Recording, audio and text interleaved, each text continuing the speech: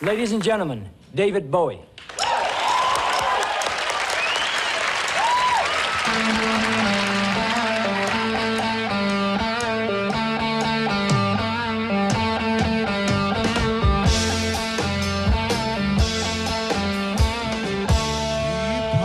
Upon the stair and spoke of was and when, although I wasn't there.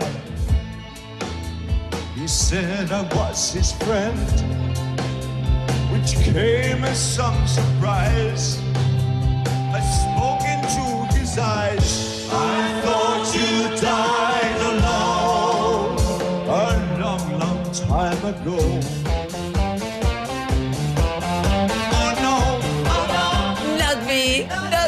Ah, quedé gritona, llorona, de todo hoy. ¿Llegó la Brewer? ¡Llegó la Brewer! Olis. ¿Qué ¡Oli! onda? ¿Cómo están? Mis bellos. Bienvenido de vuelta, Santi. Hola, mi amor. Sí, te dice bienvenido de vuelta. Qué linda que estás. Me encanta esa camisa. ¡Ay! Muchísimas gracias. Un hermoso regalito que recibí. Ahora sí, hola, te extrañé. Hola. Ay, yo también, Pero Santu. vi la columna en la semana pasada. ¿Y te gustó? Obvio, vi todo, me encantó. Sí, casi que no se Bueno. notó mi ausencia. ¡Amor! La verdad que no. La verdad que no. Amor. ¿Qué onda? ¿Por qué arrancó el gran David Bowie, quien inspiró a nuestra gran Madonna con esta Primero- columna? Primero porque amamos a Bowie, ¿no? Estamos todos de acuerdo en eso. Of course. Y en segundo lugar, por su traje. Porque vamos a hablar de una influencia muy grande que tuvo él a la hora de los vestuarios y de toda su época de Ziggy Stardust principalmente. Y con él vamos a entrar de lleno a hablar de la Bauhaus. Pero me parece divertido empezar por algún lado menos tradicional y pensemos cómo la Bauhaus influenció tantos ámbitos de la vida del diseño y del arte que vino después, desde grandísimos como David Bowie hasta objetos que tenemos hoy en nuestras casas. Hoy vamos a hablar de qué fue la Bauhaus y qué nos hizo. Pero antes de eso les voy a presentar a uno de los grandes artistas que fue parte de la Bauhaus, que fue Oskar Schlemmer, un artista visual principalmente, pero que estuvo a cargo del taller de teatro que había dentro de la Bauhaus, en que no era lo más visible ni tradicional. Él se dedicó a crear una obra que fue el ballet triádico, y seguramente alguna vez vieron, y si no lo vieron, vieron artistas como por ejemplo a Bowie, que se inspiró en esta inmensa obra que hizo Oskar Schlemmer durante su periodo en la Bauhaus. Miren esos trajes, por el amor de lo que esté arriba. Increíble, él se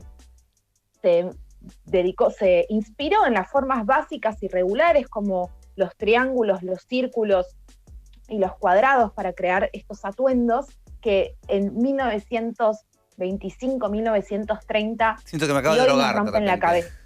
Veo esta imagen y digo, ¿cuándo me drogué? ¿En qué momento? Psicodelia total. Total. Esta obra se puede ver, este video está en YouTube, es como de media hora, nada más lindo que dejarlo de fondo y ver este ballet que en realidad son unos pocos pasos que se van combinando. Creo que son aproximadamente 12 pasos que se repiten y donde sin dudas el foco principal está puesto en estos increíbles atuendos. Veíamos a Bowie usando uno de ellos, así como muy rígidos, ¿no? Tampoco permiten mucha movilidad. Y después esta foto que todos vimos un montón de veces también está inspirada en estos trajes. Es un poco contradictorio, ¿no? El lugar donde se unen la danza, el teatro, estos trajes, las artes visuales. Me parece que Bowie es definitivamente uno de los grandes exponentes, ¿no? de la vanguardia en el sentido de unir distintas disciplinas artísticas, porque no podríamos dejar afuera todas las influencias ni todo lo que él hizo por las distintas manifestaciones artísticas. Y acá vemos la Como no se puso el inspiración gorro, directa. Está bien que le tapaba la cara. Ay. O sea, pero igual.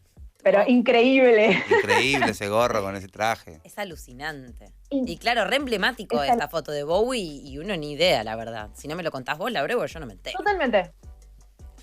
siempre hay algún datito de color para Igual, arrojar. Pero más que nada para... Hay muchos de artistas seguro atrás de Bowie, como deben haber hoy en día de Lady Gaga, atrás de cada cosa que hace, ¿no? Tipo, el chabón o la mina que hizo los barbijos de Lady Gaga. No, eran toda la ropa, ponerle los VMAs, no te lo dije porque la verdad no me acordaba los nombres, pero todo de diseñadores increíbles. Claro, sí. Exacto. Sí, increíbles.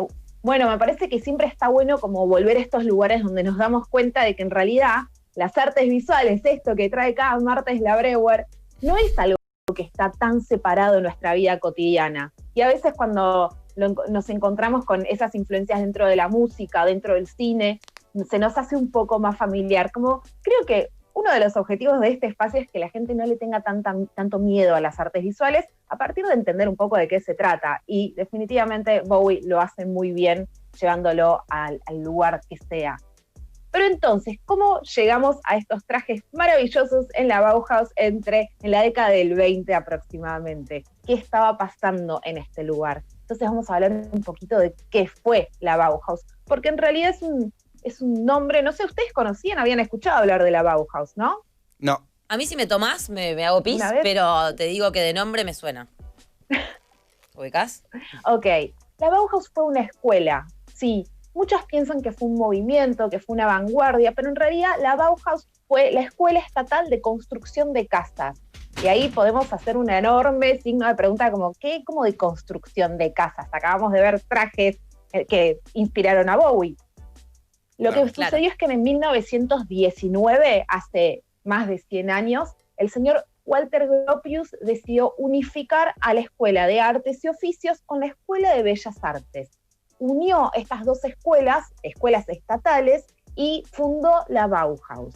En el medio de, vamos a pensar un poco el contexto, ¿no? En 1919 justo se había terminado la Primera Guerra Mundial, estamos en los años de las vanguardias en toda Europa, también en Rusia, y ahora vamos a hablar un poquito de lo que pasaba allá y cómo esto tiene que ver con lo que sucedió en la Bauhaus. Pero lo principal es que fue un ámbito de aprendizaje, de escuela, y ahí aparecieron muchos principios, ¿no? Uno de los principios más importantes tuvo que ver con la funcionalidad de los objetos de la vida cotidiana, ya sean casas como espacios, como la pava que usamos para hacer el mate, hacia un lugar de lo funcional, poner lo funcional sobre la forma. Esto es un poco raro porque cuando vemos cosas de la Bauhaus vemos que lo funcional está, pero hay un diseño muy importante. Claro, no pareciera. Lo que tenemos que pensar es que venimos del Art Nouveau, por ejemplo, que estaba todo lleno de flores y ornamentaciones y dorados y cosas que en realidad no tienen ninguna función. Entonces, en realidad hay como un espejo estético muy fuerte, un contraespejo estético muy fuerte, porque es casi lo contrario al sentido de la ornamentación. Pero no solamente eso, lo que Walter Gropius va a buscar es posicionar a las artesanías y a los oficios. Entonces, en 1919, cuando une estas dos escuelas, va a armar un programa que el título era de Diploma de Maestro de Arte, donde los artistas aprendían no pintura, aprendían composición y aprendían tapicería y aprendían metalurgia y aprendían teatro y aprendían arquitectura, no con ese nombre. En el primer momento, a pesar de que Walter Gropius era arquitecto, en la primera instancia no había un taller de arquitectura, pero sí tenían que realizar un proyecto arquitectónico para recibirse los alumnos. Es súper, súper interesante cómo busca hacer estos cruces, ¿no? de disciplinas artísticas con el espacio de la artesanía y del taller. La Bauhaus va a tener inmensos maestros. Acá estamos, por ejemplo, viendo uno de los cuadernos de notas, una de las notas que usaba Paul Klee, un artista visual fundamental de las vanguardias del expresionismo, un teórico del arte y de la composición, y él, que lo conocemos desde la historia del arte como pintor, no daba un taller de pintura, él daba un taller de tapicería y de composición, de cómo componer, de cuáles son las formas que ponemos sobre el plano para crear una imagen atractiva. Ay, me encanta. Esto pasaba con un montón de artistas. ¿Qué pasa con estas sillas? Impresionante. Ya me da intriga. Silla, bueno, les voy a contar cosas tan divertidas. Consultorio que duele. Primero es una silla. tan consultorio que duele. Esta silla que además hoy la vemos y nos parece súper recontra moderna, tiene 100 años. Es la silla Vasili, que es una silla diseñada por Marcel Breuer, que entre nosotros Breuer es como se pronuncia el apellido Breuer, que tal vez lo tiene en alguna parte. Y tenemos...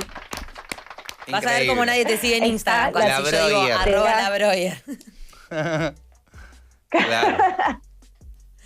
La Breuer. No, claro, es medio necesario. Pero pará, te da Marcel otro Breuer nivel. fue primero alumno. Qué Me da un linda poco de casa nivel, ¿no? esa. No es una casa, pero lo que sea. Tenemos la teoría. Ahora les cuento. Esto es un diseño que ¿saben dónde está? Les voy a tirar territorio argentino. Este parador está en Mar del Plata. Pero hice una pequeña trampa y no traje la foto actual del estado de este edificio. Pará, porque esto- es un poco triste. ¿Es donde está Manolo? ¿Es la Normandina? ¿Qué viste? Perdón, mi cara de es la Normandina. Ay, no. Pará, ¿es ese complejo nuevo, no en Playa Grande? No. Conozco un poco. No, Ah, no, ok. no. Este lugar está totalmente abandonado. De hecho, hay un montón de grupos tratando de ¿Ocupable? Mirá. revivirlo. ¿Ocupable? Le Está caemos. todo tapiado. Es increíble. Bueno, este diseño es de Marcel Breuer. Algo importante para tener en cuenta ¿Y qué es que, hacía? volviendo un poquito a la historia de la Bauhaus, Sí. la Bauhaus en realidad funcionó activamente entre el 19 y el 33. La escuela de la Bauhaus recibió muchísima persecución por parte del nazismo hasta que finalmente en el 33 se clausura, porque desde la fundación de Gropius estuvieron muy presentes las ideas socialistas en esta. Judías y socialistas, decían los nazis, que no sé de dónde, pero bueno, había mucho sentido de comunidad, de dar de baja una cierta sociedad burguesa y encontrar la unión entre los artistas y los artesanos, y todo esto le caía bastante mal a los nazis. Entonces en el 33 se cierra la Bauhaus, y lo que va a pasar es que los artistas van a ser una especie de diáspora fuera de Europa principalmente, porque es Segunda Guerra Mundial. Entonces, de alguna forma, esto va a contribuir a que la Bauhaus se expanda absolutamente por todo el mundo. Veíamos hace unas imágenes, una de Marcel Breuer también, el edificio de lo que hoy es el Met Breuer, es uno de los edificios del Metropolitan Museum of Art. Antes de ser el Met Breuer fue el Whitney Museum of Art, hasta que se mudó hace poquitos años, y lo compró el Met para hacer sus salas de arte moderno y contemporáneo. El museo es una cosa increíble y me encanta que tenga mi nombre en su nombre. Todos estos diseños. ¿Pero vos sos algo de Marcel Breuer? Calmadísimo. Creo que no, pero me encanta decir que sí. Está bien, puede decir que Digamos, sí. no, ¿Quién acá lo va a decimos que chequear? sí. Obvio. Tu tío abuelo, Breuer. ¿qué No, cosa? en casa le decimos el tío Marcel. Ah, ya fue. bueno, su Ya tío, está. fin. Está Decimos muchísimo. que fue primo de mis abuelos. Listo. Sí, Entró. el tío. Porque además era húngaro, yo soy húngara, Ah, así que creemos. ya está. Anda a Tengo que reclamar ver. lo tuyo. Anda a reclamar lo que es tuyo. Andá al Met y entrada gratis, ¿sabes? Sí. Mínimo. Hola, Guau, es mío. mirá esta casa. Nada, obras increíbles. Esto que estamos viendo es Notre Dame de una ciudad de Francia, es un diseño de otro gran arquitecto, Le Corbusier. Mencionamos a Marcel Breuer, a Paul Klee, a Kandinsky, Le Corbusier, Mies van der Rohe, todos grandes nombres que, ya sea empezando como alumnos o después como profesores, todas estas personas contribuyeron a generar este clima, ¿no?, que se vivía en la Bauhaus. Y como les contaba, no solamente se trata de arquitectura, si bien tal vez es como los los grandes proyectos que más identificamos, porque además marcaron una tendencia arquitectónica, así como se marcó una tendencia en diseño industrial. Básicamente se inventó la carrera de diseño industrial y la de diseño gráfico. Todo eso sale de la Bauhaus. Antes de la Bauhaus no existían las escuelas de diseño gráfico o de diseño industrial. Y todos estos objetos diseñados hace más de 100 años, quería mostrarles imágenes donde se ven un poco en contexto también, ¿no? Porque cuando vemos la silla Vasili, la Barcelona, estos sillones diseñados por Mies van der Rohe, por los distintos artistas, los vimos un montón de veces, los vimos, como decía Santi, en consultorios, los vemos en museos, los vemos en las casas. Y esto es súper importante porque, si bien dije al principio, no es un movimiento per se, no es exactamente un movimiento, es una escuela, pero hay muchísimas características vanguardistas. ¿no? Y principalmente en esta idea que alguna vez charlamos de que vamos a llamar vanguardia a todo aquello que busque la unión entre la vida cotidiana y las artes, ¿no? Entonces, en este caso no se trataba solamente de diseñar objetos diferentes, sino además de diseñar objetos diferentes, primero que fueran accesibles al público. En este momento también estamos en la década del 20 y del 30, podemos entender que hay muchísimos avances tecnológicos que van a permitir la producción en serie.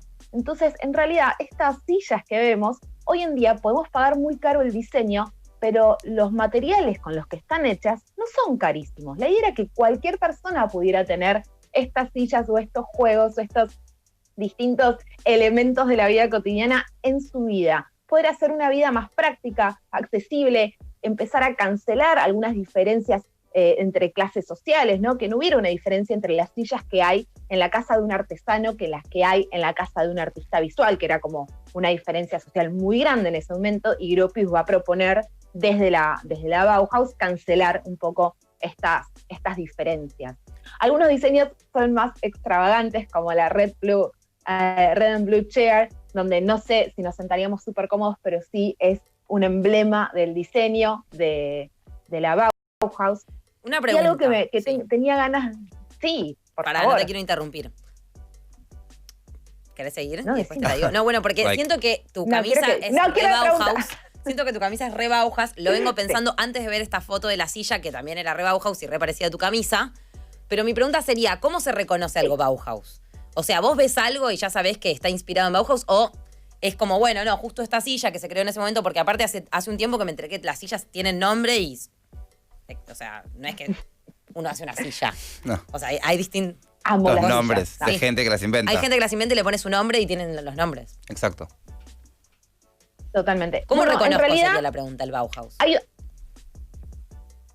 un tema ahí.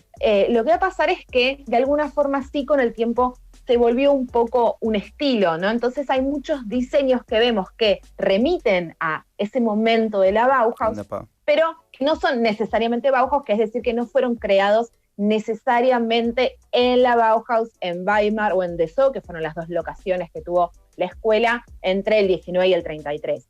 Como sientan las bases, es como que arman los cimientos de las casas del diseño.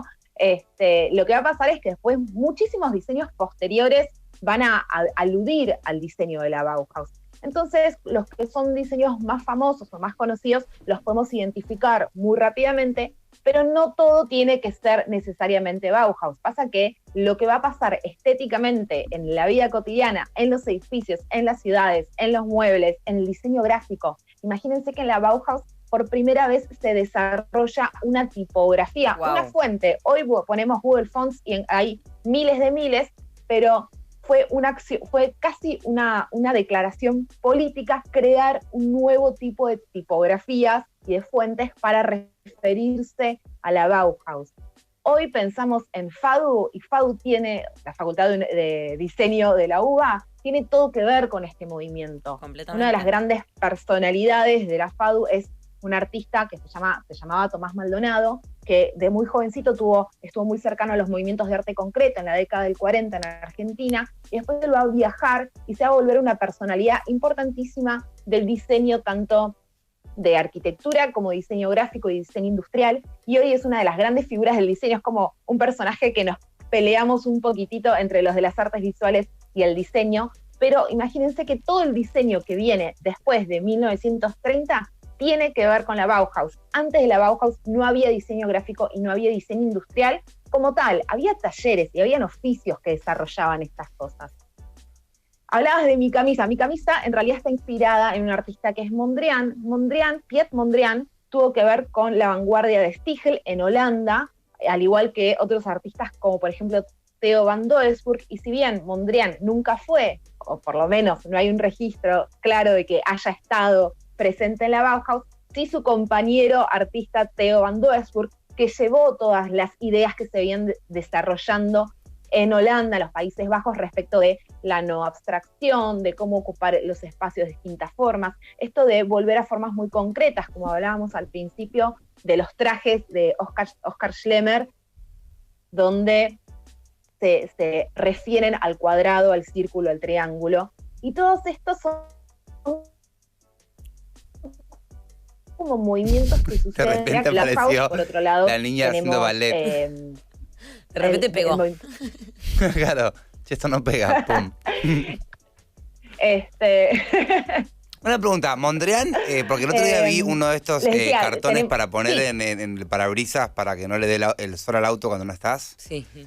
Y era un Mondrian. Bueno, no era un Mondrian, sino que era ese. Era un Mondrian. Claramente, mucha guita. Y digo, ¿en su momento él era como el Milo Lockett y ahora lo amamos? ¿O terminó siendo como el Frida Kahlo y en su momento fue un respetado? Me aplaudo a mí mismo. Muy buena pregunta. Desde que sos artista, tus preguntas cambiaron rotundamente. Soy artista. Eso no lo hablamos con la No lo Brewer. hablamos todavía. Ya lo hablaremos. Es verdad, todavía no hablamos de eso. Al final lo hablamos.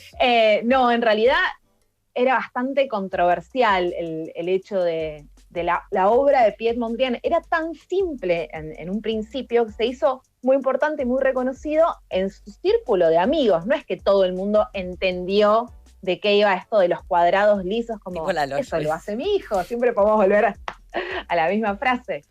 Sí, me imagino, igual lo después, con pensé, el como tiempo, que es muy no copiable, pero los diseños del chabón son bastante fáciles de hacer si estás arrancando a hacer camisas o cubre parabrisas o... ¿Vos decís que no? Es muy copiable. Sí, es muy copiable. Sin duda yo puedo hacer un Mondrian en mi casa sin mucho problema. Yo te puedo hacer uno con ketchup y mostaza, pero mi cielo. ¿Te podés calmar? ¡Olvídate! Y blueberries. Es un artista muy importante para pensar, a diferencia, es como lo contrario a lo que hablamos la semana pasada con el hiperrealismo, ¿no? Es un límite absolutamente contrario y opuesto a eso que se puede hacer con la pintura. Y tiene que ver con el momento que se vivía en la década del 30, como les decía, tenemos la Bauhaus, tenemos un movimiento muy cercano, mucho más académico y teórico en Holanda, y en Rusia vamos a tener el constructivismo, el suprematismo, todo lo que sucede con la Revolución Rusa, donde también se van a fundar escuelas de diseño, escuelas de oficios, y Kandinsky, que es uno de los artistas, un pintor al que le podemos dedicar en cualquier momento una columna solamente a él, pero él tuvo que ver con la reformulación pedagógica que hubo en Rusia. Cuando se empieza a complicar un poco el panorama social en Rusia, vuelve a Alemania y a partir del 23, más o menos, si no me equivoco, es que va a empezar a ser docente en la Bauhaus. Como les decía, Kandinsky no va a ser docente de pintura ni de dibujo, va a ser docente de composición. Escribe un libro precioso que cualquiera debería leerlo, que se llama El punto y la línea sobre el plano, que es sobre cómo componer y sobre las teorías de percepción de las formas, ¿no? Que es súper interesante porque es un increíble escritor. Así que nada, la Bauhaus fue muy revolucionaria en muchísimos sentidos y lamentablemente pasó esto, ¿no? Que tuvo un periodo de vida muy corto porque en 1933 terminó siendo clausurada. Qué lindo. Tenemos ejemplos de, por ejemplo, qué lindo Bauhaus como hacer en algo la abajo de un India. puente que quede hermoso. Wow. En realidad es todo un edificio. ¿no es un puente lo de arriba? El alero del edificio. Ah, No, mirá. no es un puente. Pensé que tenía un puente También arriba. podemos pensar en la influencia que tuvo este tipo de arquitectura en el modernismo en Brasil. Prometo una columna dedicada Anda al anotando, modernismo porque en la verdad Brasil, que más a promesa, Carmen amiga. Mayer, Ojo con las promesas, Ojo. que ya cruzamos la Ay, mitad se me de veía con año. promesas. Claro, ojo con la promesa. Me gusta para hacer un meme Ay, ay, de ay. lo que sale de la Bauhaus, cosas increíbles, la Bauhaus, una caja de zapato gris. O sea, tremendo. No es muy cool. Y qué Es poco que realmente duró hermoso. igual también, ¿no? Según lo que contás. O sea, alto movimiento para, ¿qué son? 11, 12 años. O 22, calculé para el ojete. Sí, Ocho, muy no pocos importa. años. Algo que me gustaría mencionar también es que no nos olvidemos que esto era una escuela donde había jóvenes y que era una escuela que quedaba a algunos kilómetros. Primero estuvo un poco más lejos de Berlín, después se ubicó en Dessau, que es, creo que si no me equivoco, es como unos 3 horas de viaje de Berlín, donde vivían en comunidad unos 1.400 alumnos, donde desde los principios idealmente no habría una diferencia, no se sentaría ningún tipo de diferencia de género entre hombres y mujeres, pero obvio que los estamos nazis en la de década del mierda 20. se iban a poner nerviosos con esa comunidad del bien Pero sin claro. género de 1500 personas Totalmente. haciendo arte, arquitectura. O sea, hermoso de haber sido estar ahí. Totalmente. Como el Woodstock de los artesanos. Que Es que sí, porque además Como una cosa única. cuenta la leyenda que se la pasaban haciendo fiestas. Como les encantaba organizar fiestas y la producirse leyenda, y armar los se trajes cae para de las Maduro, obvio. Cuéntale. Igual para 1913, o sea, es un tipo, no había Nada, nacido la mi abuela. pasaban re bien. Y la tuya, tal vez. Pero por eso era medio las fiestas de ¿cómo se llama? Medianoche en París. Me imagino Claro. eso. Es gente que había nacido en el. En el 1800. En el 1892. Escuchame una cosa, ¿entendés? Claro, soy el 92, pero de 1892. Es que además, Ojo. no, es que además lo que pasaba era que justo se había terminado la Primera Guerra Mundial, entonces Claro. era como volver a respirar, volver a pasarla bien. Por eso ese periodo, esa década del 20, va a ser en toda Europa ese clima de fiesta. Es como, pasó lo peor que podía pasar, ya está, dejémoslo Claro. atrás, pensemos en formas distintas de vivir, en formas distintas de comunidad, de sociedades, hasta que, bueno, duró muy poco, pues, nazismo. Exacto. ¿Qué onda la Pero tipografía? esa década del 20... ¿De qué? Que contaste, La me tipografía quedé es pensando en las hermosa. tipografías. No entiendo una cosa. Antes. No, Sí. esas son las preguntas boludas que yo hago en la columna de la Breuer. Que es tipo, antes escribían en Arial, no entiendo esa parte. O sea, no había tipografía. Solo Ok. se escribía en máquina de escribir y era la única forma en esta letra. Gran deducción. No entiendo. Primero En calmate, realidad, como me dijo Narra Lepes a mí aquella vez. Primero calma. En realidad se trata más como de las formas de las tipografías. Yo no soy especialista, pero podemos identificar como dos grandes grupos. Y les voy a decir Times New Roman y Arial, Sí. que son las que todos conocemos. River Boca, Norte y Times New Roman Sur. tiene como- Cabildo y juramento. Times New Roman tiene como unas colitas que se llaman Sí. serifas. Sí. Eso supuestamente ayuda a que la lectura sea un poco más continuada y es una tipografía un poco más tradicional, suele ser la de los libros que leemos de texto corrido, suelen tener esa tipografía porque es un poco más clásica y ayuda bastante a la lectura. Lo que la Bauhaus va a imponer como estéticamente son las letras sin serifa o de palo seco, que quiere decir que no tienen la colita y son, por ejemplo, la Arial. La Arial Qué viene fácil mucho más y de qué la lindo Bauhaus, que era la romper Times New todo Roman. antes, ¿no? Sí. ¿No? Le sacamos la colita, era palo seco. Sacame la colita cambió de la la A. historia a la mierda. Un día vamos a hacer una columna del pelotudo que creó la Comic Sans, que al final lo amamos porque es la letra más fácil de leer, pero bueno. Polémica de la Comic Sans. Una pregunta Este- para por ahí la próxima vez que Sí. hablemos de esto. Igual ya veo que dice Bauhaus parte 1, o sea que se promete una parte 2 y ya te mete una parte 3. Hay gente que está intentando, imagino que la respuesta es sí igual, pero digo, ¿cómo superás a la Bauhaus hoy en día? ¿Entendés? ¿Está todo hecho? Nunca está todo hecho, pero No. ¿cómo se innova? ¿Cómo es la forma de innovar hoy en día en ese campo? Porque vemos cosas que parecen, como dijiste vos, re modernas y tienen 100 años. Acabo de ver pavas que parecen del futuro y son del pasado. Y las quiero. En realidad yo creo que tiene que ver con poder releer todos estos movimientos. En realidad lo que se haga hoy va a ser de hoy y no de hace 100 años. Y obviamente están Excelente estos respuesta. movimientos como fueron las vanguardias, como fue el cubismo para la pintura o el surrealismo para la pintura. Y seguramente que están las vanguardias musicales y teatrales y literarias. Y de alguna forma lo que pasó en las primeras décadas del siglo XX rompió muchísimos límites. Y hoy me parece que lo que nos pasa desde la contemporaneidad es la capacidad de releer estos movimientos, de volver a pensarlos, de pensar cómo Claro, se le claro. pueden encontrar vetas Entiendo. diferentes. Claro. Pero realmente fueron, como les decía, sembraron como las semillas de lo que es todo el diseño de hoy en día. De hecho, muchísimas tipografías nuevas o fuentes nuevas las vemos y decimos, bueno, pero al final no es tan distinto de la que decía Bauhaus. Y el hecho de pensar que una tipografía podía identificar a un espacio, digo, hoy lo tenemos súper metido en la cabeza, ¿no? De, bueno, veo un tipo de letra y sé que estoy hablando de esto. Hoy le elegimos Pero un emoji esta a las identidad cosas. visual, Eso es una locura para mí. O sea, como Totalmente. el paso siguiente, Totalmente. ¿no? Cada cosa tiene su emoji que lo identifica. ¿Esta es la familia de Sofi cuando eran chicos? No entiendo. La verdad que sí está marico. los Carmona en Mar del Plata hace Miren. 20 años. miren esa juventud hermosa. Hermoso. Piensen que son chicos de 20 y pocos años los que iban a esta escuela, que iban a talleres, hacían el taller de carpintería, hacían el taller de tapicería. Y algo lindo para contar, difícil para contarles, es que en realidad desde hace pocos años, cuando nos íbamos acercando a los 100 años de la Bauhaus, se empezó a recuperar mucho la figura de las mujeres artistas, porque obviamente la historia, como hace siempre, se acordó de los hombres, como les mencionaba a Marcel Breuer, a Le Corbusier, a Mies van der Rohe, y las mujeres, era una escuela, había muchísimas mujeres, supuestamente era casi la mitad, casi el 50% del alumnado era femenino. ¿Y por qué no tenemos los nombres de estas mujeres?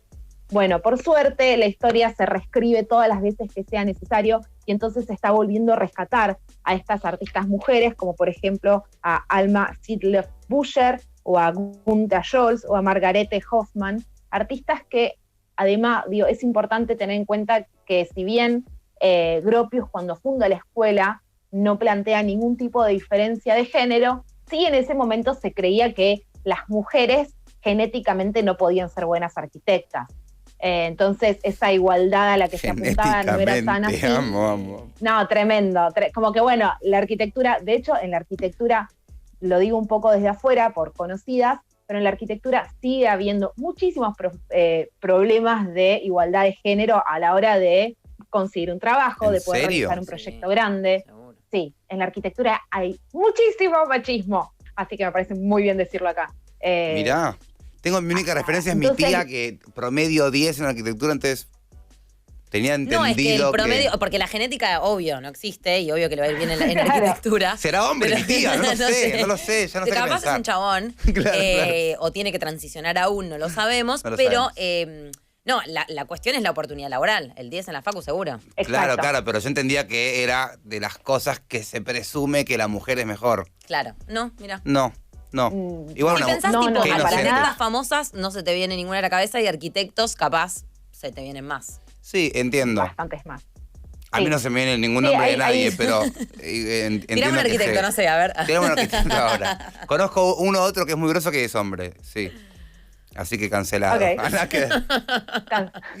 Mirá vos, qué loco. Bueno, nada. No entiendo, porque Encontramos recién igual que hiciste muchas justo de las- hiciste como un parate en que en que dejaban un poco de lado el género en esta comunidad.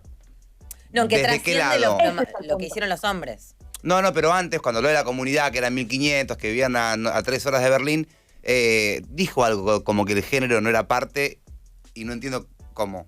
Ideológicamente, idealmente, en la Bauhaus no había grandes diferencias, había diferencias, se sugería que las mujeres fueran más a los talleres de tejido o de cerámica, a espacios más de lo doméstico. Era una sugerencia sugerían. bastante fuerte. Sofi. El tema es que, bueno, dentro de la comunidad no hay el auto diferencia. y usar hacer crochet. Te re veo. Te lo sugerimos, desde la Bauhaus. Beso.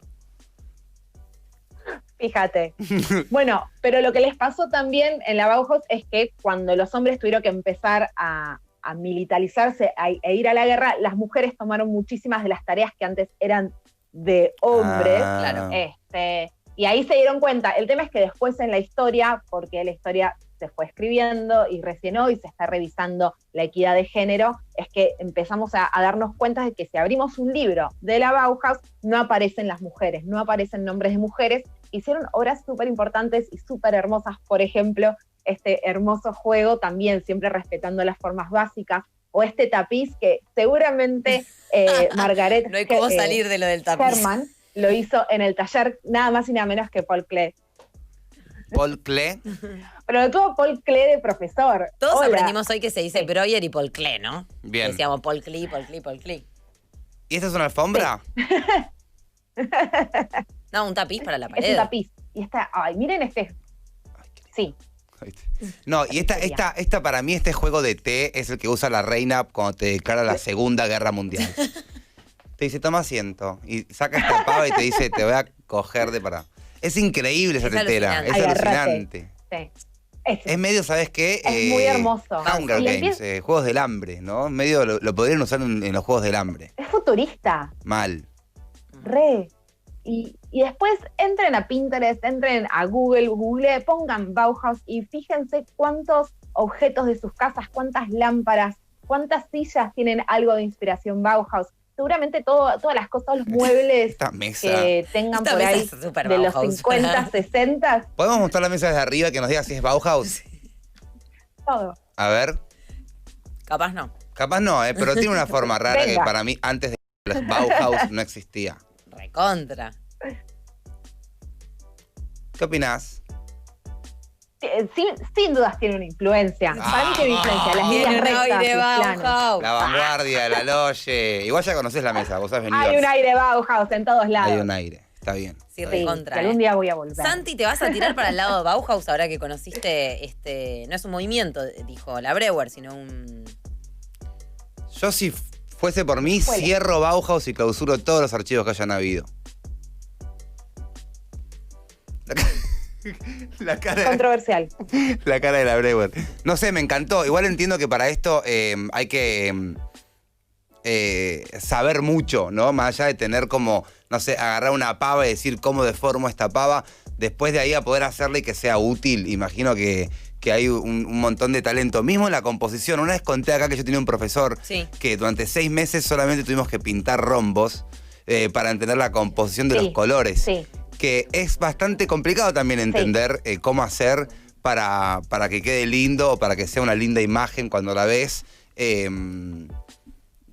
Me encanta igual, me encanta esto de, bueno, una pava, de cuántas formas se puede deformar una pava. No sé, creo que ahí se ve mucho la creatividad del humano, ¿viste? Me flashea. Sí, y lo lindo y lo curioso también es que, como les decía al principio, la Bauhaus quería poner por encima a la funcionalidad de los objetos. Así que imagínense que en realidad acá ya le están sacando un montón de ornamentación, pero Claro. con los materiales básicos buscan generar formas trascendentales. Eso me parece muy Ese atractivo sillón lo de la amo y lo Bauhaus. odio, Es un me da una poco bronca. Lo amo y lo contradictorio. odio en partes iguales. Siento que Sí. estoy yendo a firmar un contrato que no me va a beneficiar en Es nada. la silla más Yo- incómoda del mundo, se sabe. Mm. Sorry. No, yo la amo y la amo. Quiero una. Si No. me sobra una, me la mandan. Corta. La amo y la amo. Está bien, la amo y la amo. Che, le jode si los dejo solos porque... ¿No sos artista? Claro. Retírate, por favor. Chau. El otro día hablamos, la Breuer, de que me encantaría que en un día en una columna de arte en otra radio hables de mi arte. Pero no Qué todavía, presión, porque no tengo lo que conseguir conocés. otro trabajo. No lo conocés, Ok. por ahí es. No, es verdad, no sé nada. Por ahí es un arte horrible. Pero te voy a hablar igual. Para que. Contame. El otro día me contaron que hay. Existen. ¿Viste la gente que va a ver tu casa y te dice cuánto sale? Que mi postura siempre fue. ¿Y vos Cazadores. quién sos, amor? Vos viviste acá, vos sos lo que vivimos acá, sabés que los ruidos de la casa, el calor en verano.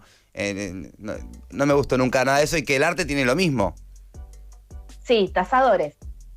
¿Tasadores o cazadores? Pero ¿por qué? Sería más o menos que lo mismo. Digo, yo podría hacer una obra de arte y mostrársela a alguien que por ahí hasta sos vos y que te dicen cuánto sale dependiendo de diferentes cosas. Sí, se puede estimar un precio de mercado, que obviamente podés no estar de acuerdo con ese precio de mercado, pero las cosas que se tendrían en cuenta son, por ejemplo, trayectoria del artista, premios del artista, formación, otras obras que haya hecho, el cuerpo de obra dentro del que está funcionando ese trabajo. Me agarras medio en el pelotas para el sustento. funcionario. Me agarras medio como vacío. Como no tengo primera obra, no tengo trayectoria, no tengo premios. Para mí decir que tus tatús ya son la primera. Bueno, Ah, Rellena el CV. sí, está es bien. tu primer gran obra. Es mi primer gran obra. Después te voy a consultar acerca de qué pensás sobre ella. Bueno, me parece muy Me bien. Lo vamos a sirve, hacer me ¿por sirve. ¿Privado o en vivo? No, por privado. Esto es. Están todos los medios atrás de saber qué hay en mi mochila. No. Pero después, igual Sí, en es vivo verdad. también lo ¿Sigue en tu hablaremos. mochila? Ay, yo no me iba a meter. Lo podría hablar en la. Porque yo lo voy a presentar el lunes. ¿Entra en Lo puedo tu presentar mochila? el martes. Eso te iba a decir, lo presentamos con la Breuer ¿Querés ser parte de la presentación? y ella va contando el marco. Sí, sería obvio. lindo. Dale. Obvio, más vale que sí quiero. No quiero llorar como Sofi, me voy al baño. Ya la dejo acá, la dejo acá. Gracias, los quiero, chao.